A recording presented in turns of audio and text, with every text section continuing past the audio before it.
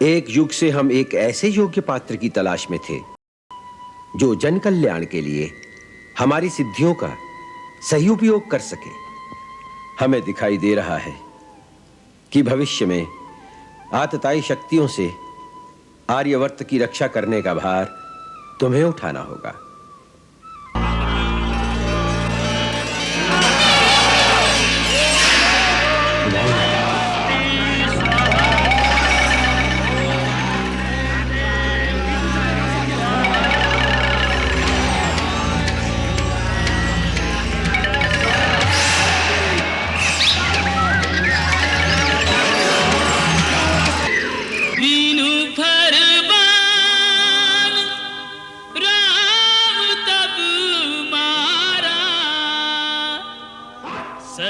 जो जनगा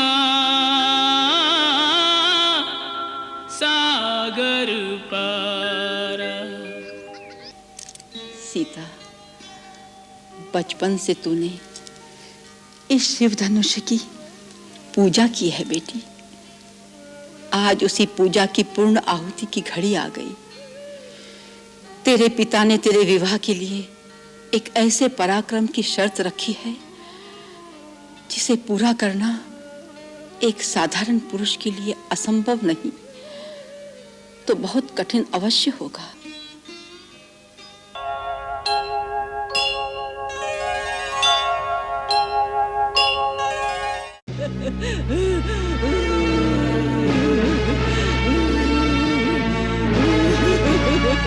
राम, यही है ताड़का।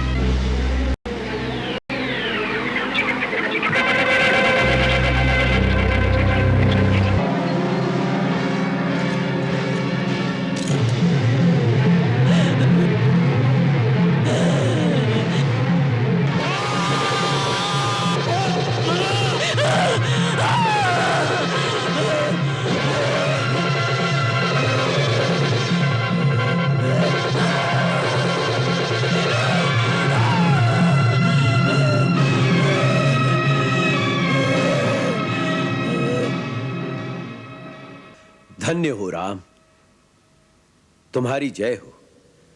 तीनों लोक में तुम्हारे सिवा कोई भी ताड़का को नहीं मार सकता था। अब हमें विश्वास हो गया कि तुम जगत कल्याण के निमित्त ही इस भूतल पर आए हो। इसलिए तुम्हारे ऊपर प्रसन्न होकर आज हम तुम्हें वो दिव्यास्त्र प्रदान करेंगे जो तीनों लोक में हमारे सिवा किसी के पास नहीं। अपने अनुग्रह, अपनी कृपा का पात्र मानकर आपने इस दास का गौरव बढ़ा दिया है मुनिराज।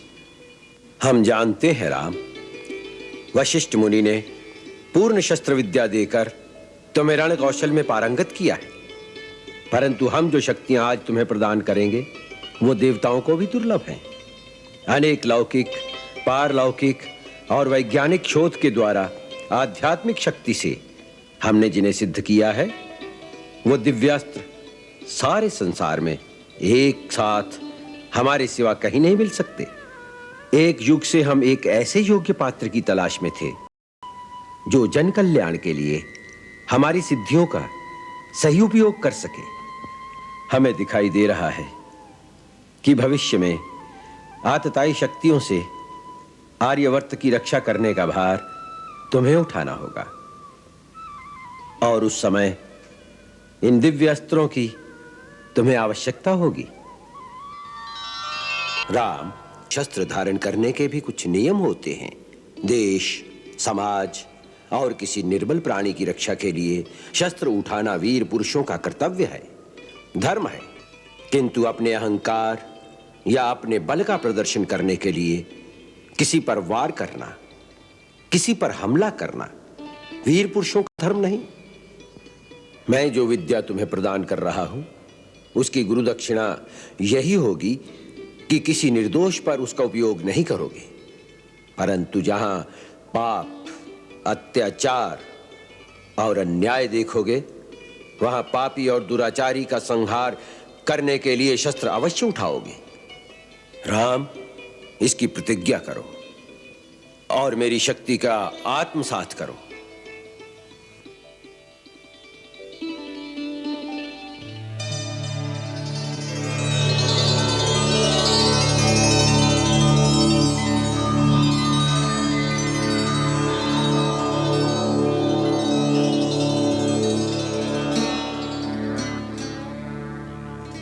राम, अब मैं तुम्हें इन दिव्य अस्त्रों के आवाहन, संचालन और विसर्जन के मंत्र बताऊंगा, जिनके प्रभाव से तुम देवता, गंधर्व, नाग, असुर सब पर विजय पा सकोगे।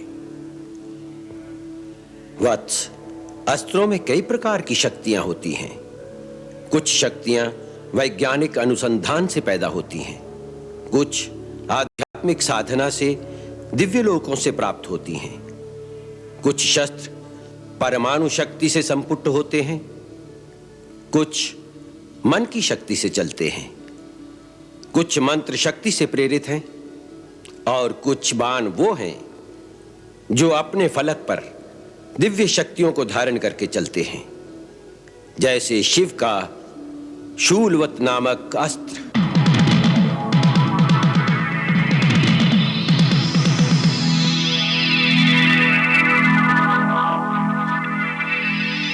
ब्रह्मास्त्र,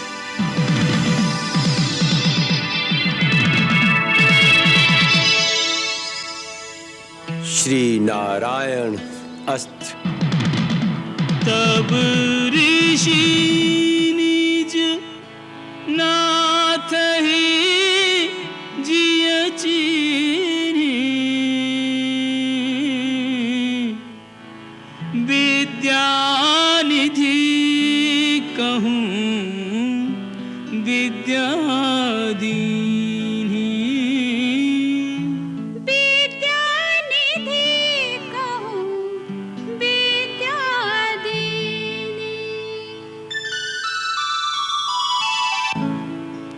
आयुध सर्व समर्पिके प्रभु निज आश्रम आन, कंद मूल फल भोजन दीन भगत हित जान। दुष्टा ताड़का का नाश करके आपने हमारे मन को यह विश्वास दिला दिया कि अब हमारे यज्ञ अनुष्ठान निर्विघ्न पूर्ण हो सकेंगे। आपकी सेवा के लिए ही तो हम अयोध्या से मुनिवर के साथ यहाँ आए हैं और राजमहल के सुख त्याग कर एक तपस्वी के आश्रम में कंदमूल खा रहे हैं। परम पूज्य, आपके दिए हुए कंदमूल में जो अमृत भरा है वो राजमहल के भाग्य में कहां? यही तो तुम्हारी विनम्रता है। तुम्हारी जय होगी राम।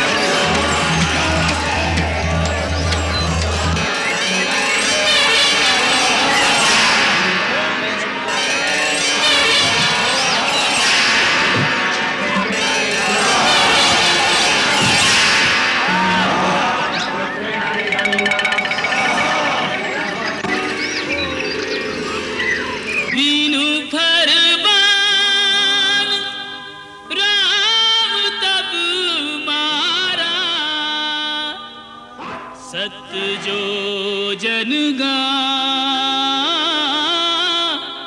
सागर पारा।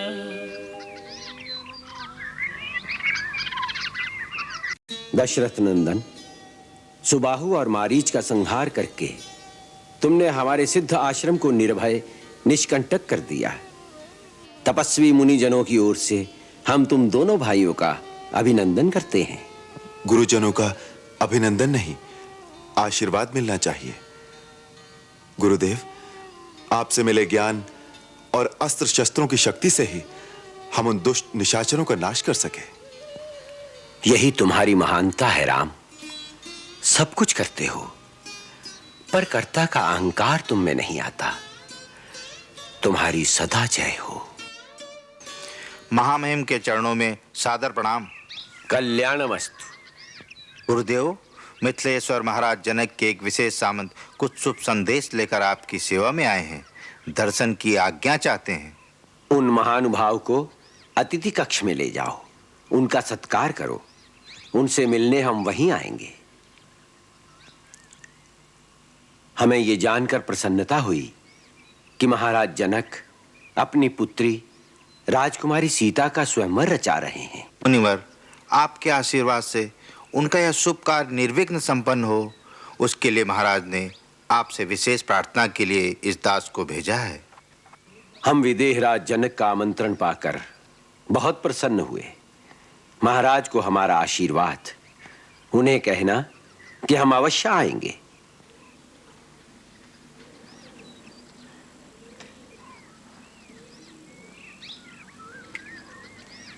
भैया, गुरुदेव आ रहे हैं। गुरुदेव,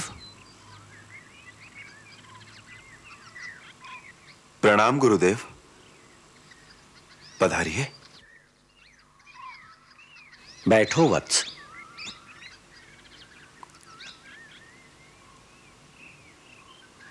राम, हम तुमसे एक बात करने आए हैं। गुरुदेव, आपने क्यों कष्ट किया? मुझे बुला भेजते, मैं स्वयं आ जाता आपकी सेवा में। तुम्हारे पास आने में कष्ट नहीं, आनंद ही आनंद है राम। तात, महाराज जनक के यहां से न्योता आया है। वो अपनी पुत्री सीता का स्वयंवर रचा रहे हैं, जिसमें उन्होंने हमें भी आमंत्रित किया है। हमारी इच्छा है कि तुम दोनों भाई हमारे साथ मिथिला चलो। राम, इस विषय में तुम्हारा क्या विचार है? गुरुवर्य, आपकी आज्ञा के सामने किसी अन्य विचार का स्थान ही कहाँ है? केवल आज्ञावश ही नहीं वत्स, हम चाहते हैं कि तुम भी उस ऐतिहासिक दृश्य का अनुभव करो जहां आर्यवर्त के हर प्रांत और हर प्रदेश के राजकुमार सीता को पाने के लिए अपना अपना बल, कौशल और पराक्रम दिखाने आएंगे। मुनिवर, स्वयंवर कर तो यही है कि राजकुमारी जिसे पसंद करेंगी उसी के गले में वरमाला पहना देंगी। फिर उसमें बल और कौशल दिखाने की आवश्यकता ही कहाँ है? इसलिए कि महाराज जनक ने सीता के विवाह के लिए एक कठिन शर्त रख दी है। शर्त? हाँ रघुनंदन, कई कारणों से ये स्वयंवर बड़ा अद्भुत होगा। पहला कारण तो ये कि सीता स्वयं ही एक अद्भुत कन्या है, और दूसरा कारण ये है कि महाराज जनक के पास भगवान शिव का एक अलौकिक धनुष है, जो शिव ने देवताओं को दिया था, और देवताओं ने जनक के पूर्वज महाराज देवराज के पास धरोहर रूप में रखा था।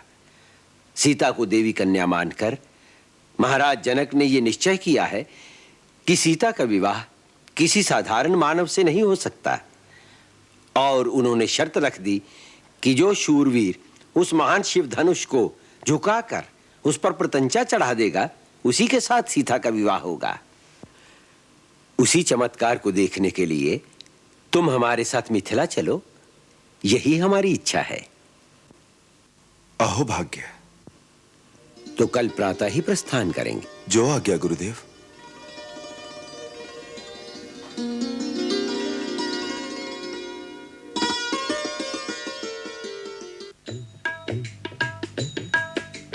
चले राम लक्ष्मण मुनि संगा, चले राम लक्ष्मण लक्ष्मण मुनि संगा, गए जहाँ जग पावनी गंगा, गए जहाँ जग पावनी गंगा, जग पावनी गंगा। हे रघुकुल तिलक राम, वत्स लक्ष्मण, ये परम पावनी सर्व पापनाशिनी गंगा है, इन्हें प्रणाम करो।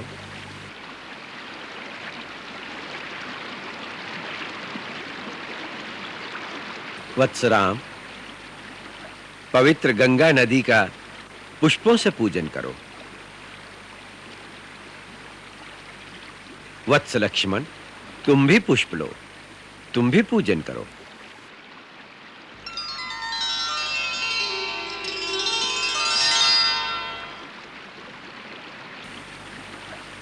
राम, ये पवित्र गंगा नदी तुम्हारे पूर्वजों की देन है। हमारे पूर्वजों की देन?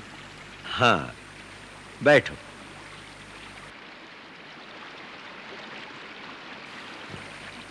राम, तुम्हारे उज्जवल कुल की कथा सुनाता हूं। वत्स, प्रतापी इक्ष्वाकु वंश में एक धर्मात्मा राजा सगर हुए हैं।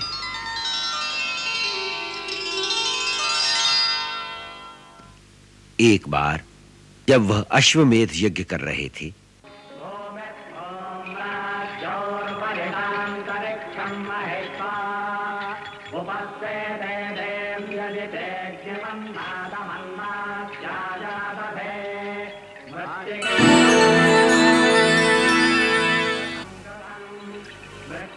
इंद्र उनसे ईर्ष्या करता था, इसलिए उनके यज्ञ का घोड़ा चुराकर पाताल लोक में ले गया।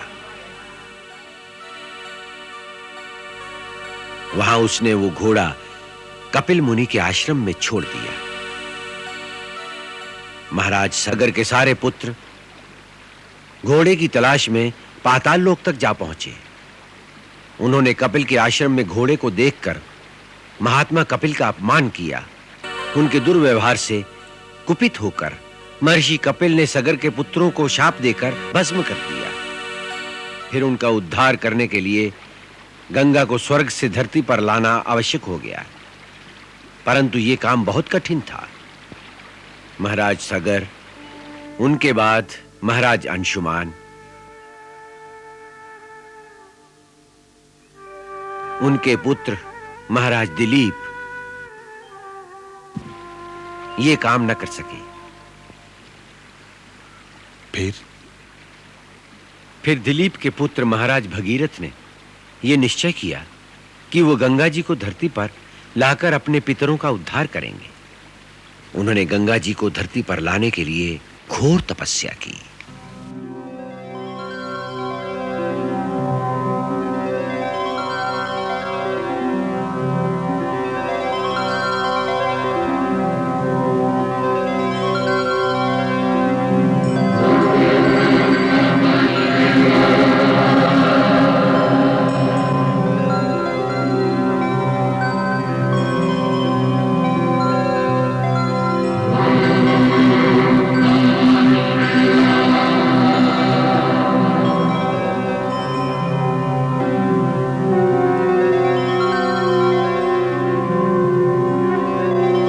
उनकी तपस्या से प्रसन्न होकर ब्रह्मा प्रकट हुए।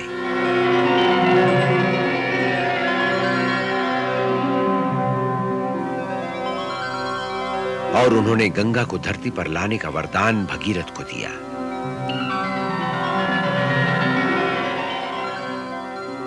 फिर ब्रह्मा जी के कहने पर भगीरथ ने शंकर जी की आराधना की, ताकि जब गंगा आकाश से धरती पर गिरे तो वो उन्हें अपने शीश पर धारण करें, अन्यथा गंगा के वेग की प्रबलता से धरती के फट जाने का डर था।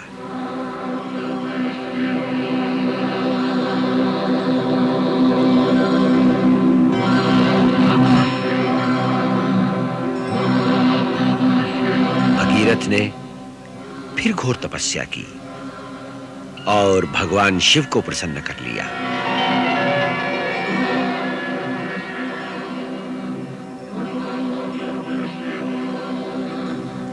उन्होंने भगीरथ को वचन दिया कि वो गंगा जी को अपने शीश पर धारण कर लेंगे।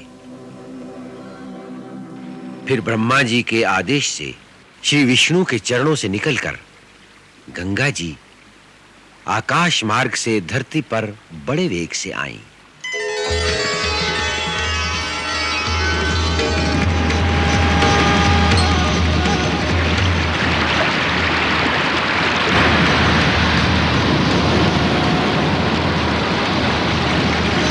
भगवान शिव ने उन्हें अपनी जटाओं में समेट लिया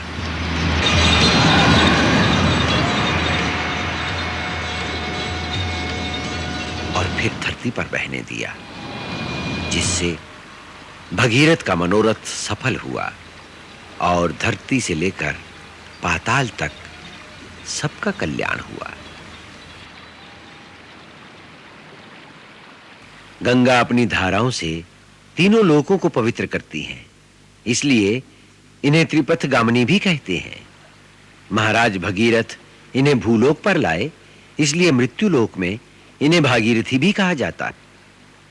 राम, ये परम पवित्र गंगा यावत चंद्र दिवाकरो जब तक सूरज चांद रहेंगे इस धरती के प्राणियों का कल्याण करेंगी। संभव है आने वाले युगों में देवी देवताओं के प्रति लोगों की आस्था कम हो जाए, पर गंगा का गौरव कभी कम नहीं होगा। कभी सदा इसका गुणगान करेंगे। ये जिस देश में बहेगी वहां सदा हरा भरा रहेगा। गंगा का पवित्र जल जीवन से मरने तक मानव के लिए उपयोगी होगा और अनंत काल तक लोग इसे गंगा मैया कहकर, माता से भी महान मानकर इसकी पूजा करेंगे। संसार की समस्त नदियों में सर्वप्रथम इन्हीं का नाम होगा।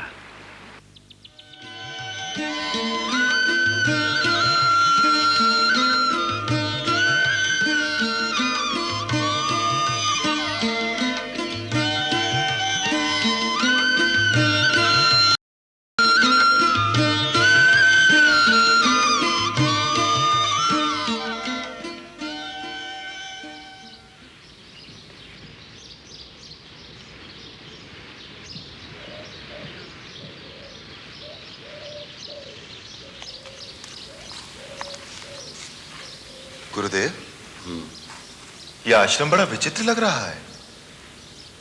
न ही पूरी तरह उजड़ा हुआ और न ही पूरी तरह बसा हुआ।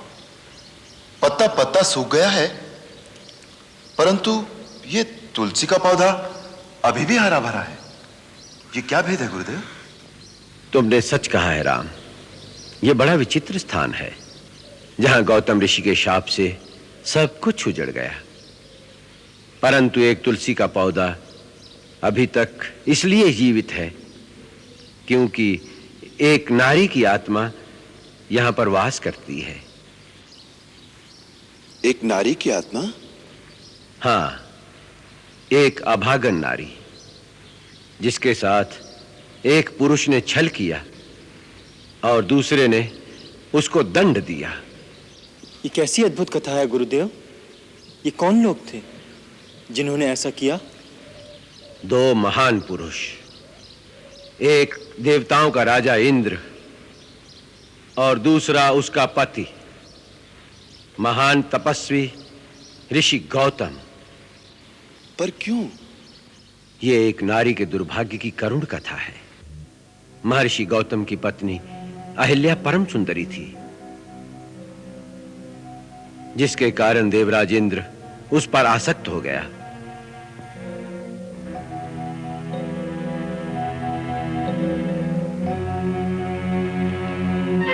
एक समय जब महर्षि गौतम प्रातः स्नान के लिए नदी पर गए,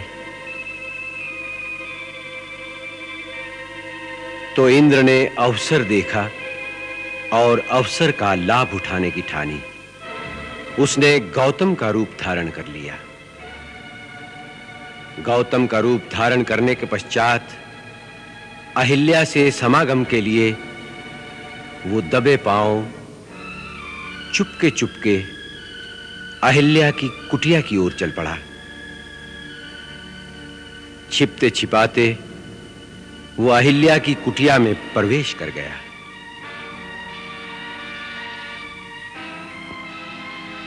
जिस समय इंद्र छिपकर अहिल्या की कुटिया से निकल रहा था, उसी समय गौतम मुनि स्नान करके वापस लौट रहे थे। उन्होंने अपने ही रूप में दूसरे पुरुष को अपनी कुटिया से निकलते देखा तो वो समझ गए कि ये इंद्र का कपट जाल है। क्रोध में भरकर उन्होंने इंद्र को शाप दिया और उसे विफल कर दिया। अहिल्या कुटिया से बाहर आई। वो समझ गई कि उसके साथ छल हुआ है। वो रोती हुई पति के चरणों में गिर गई, परंतु क्रोध में भरे गौतम मुनि ने आवेश में आकर अपनी पत्नी को भी शाप दे दिया और वो उसी क्षण पत्थर की शिला बन गई। उसी समय से वो शापित नारी इस पत्थर का रूप धरे किसी के आने का रास्ता देख रही है। किसका रास्ता देख रही है गुरुदेव? जो गिरे हुओं को उठा सके। राम, किसी पर दोष लगाकर दंड देना तो सभी को आता है, परंतु वो पतित पावन जो किसी गिरे हुए को उठा सके विरला ही होता है। ऐसे महामानव के चरणों को छूने से सारे पाप नष्ट हो जाते हैं। इसलिए इस शिला को अपने पवित्र चरणों से स्पर्श करके एक अभागन का उद्धार करो राम।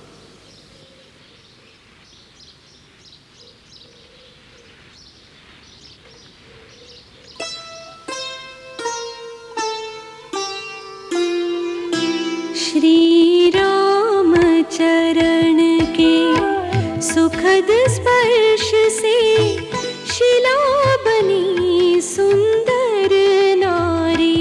पद पंकज पावन शोक नशावन, पद रज की महिमा भारी। मैं नारी अपावन, मैं नारी अपावन, प्रभु जग पावन, पावनता का दान दिया। जो त्रिभुवन पूजित लक्ष्मी सेवित, उन चरणों में स्थान दिया। ऋषि गौतम द्वारा, ऋषि गौतम द्वारा श्राप जो पाया, श्राप वही वरदान हुआ। गई तन की जड़ता पाई शुचिता, भाग्य जगे कल्याण हुआ। यही भांति सिधारी गौतम नारी, बार बार हरि चरण परी। जो अति मन भावा सोई बर पावा, गई पति लोक आनंद भरी। गई पति लोक आनंद भरी, गई पति लोक आनंद भरी। राम हरि जय राम हरि, राम हरि जय राम हरि, राम हरि जय राम हरि, राम हरि जय राम हरि, राम हरि जय राम हरि, राम हरि जय राम हरि, राम हरि।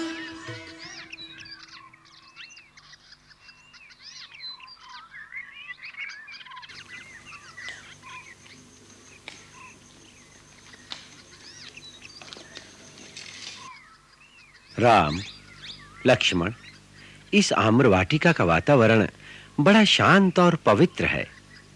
नगर के कोलाहल से अलग क्यों ना हम अपना डेरा यहीं डालें? जैसी आपकी इच्छा गुरुदेव।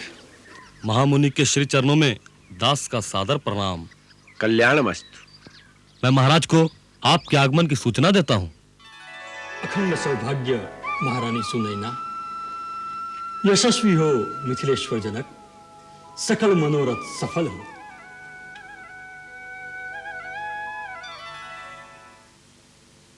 गुरुदेव, आपकी कृपा बनी रहे, इसी में हमारा कल्याण है।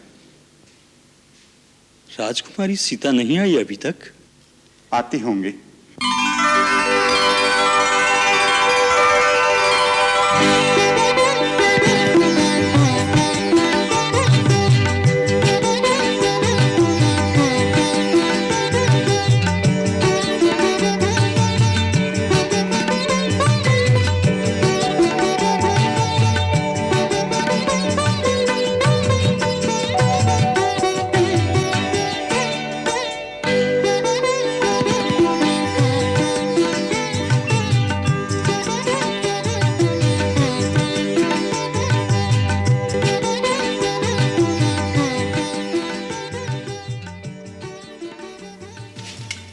गुरु शतानंद के चरणों में प्रणाम।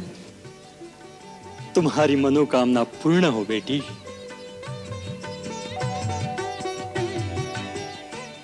क्षमा कीजिए पिताजी, मेरे कारण आपको प्रतीक्षा करनी पड़ी।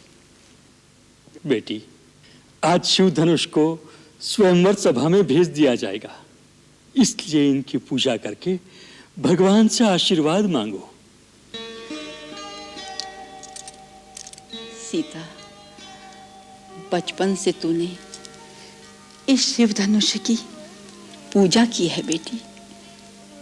आज उसी पूजा की पूर्ण आहुति की घड़ी आ गई।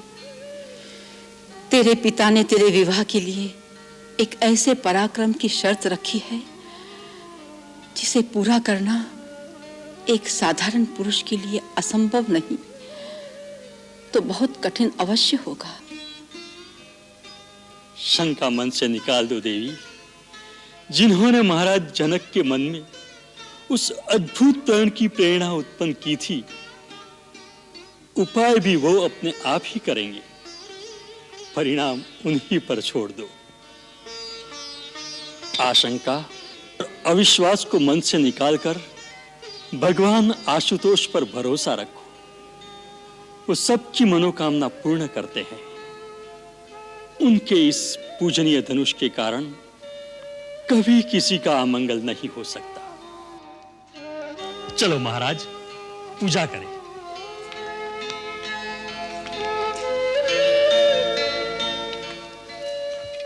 लो बेटी सीता, मन लगाकर पूजा करो।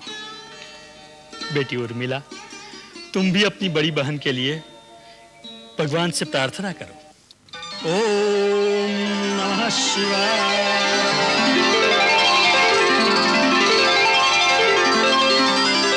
ओम त्र्यंबकं यजामहे सुगंधिं पुष्टिवर्धनम् उर्वारुकमिव बन्धनान् मृत्योर्मुक्ष्यमामृता।